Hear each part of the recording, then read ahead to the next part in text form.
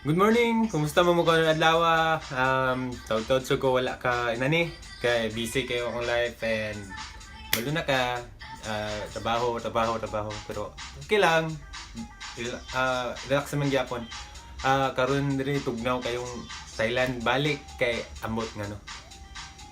Sa tugnaw kay karong buntaga wala na ko ga aircon. And wala lang.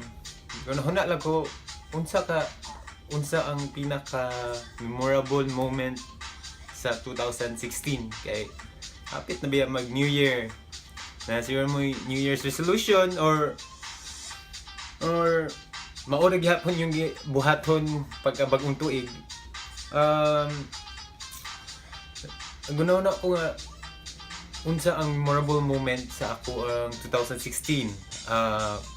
Akong 2016 siguro ang memorable moment na ako katong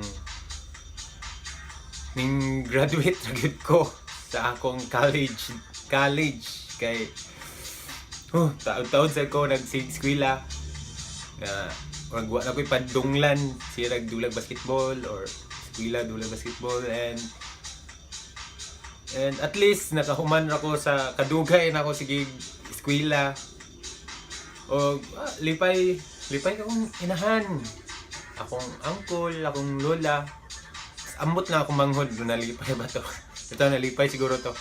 And sa kadagag na hitabo siguro, mao sure na akong memorable moment ang akong pag-graduate karong 2016.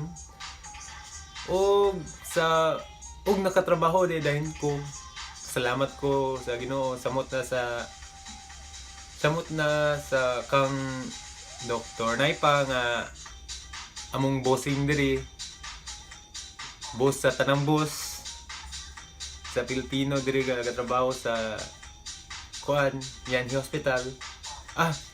Nagtrabaho din ko sa Yani Hospital and akong trabaho hindi ko magsaba sa inyo.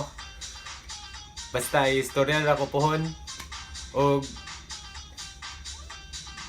kung namoy na dumduman or unsa inyong memorable moment sa inyong 2016, comment lang good mo sa ubos and thank you. Like, share, and subscribe. Thanks! Happy New Year!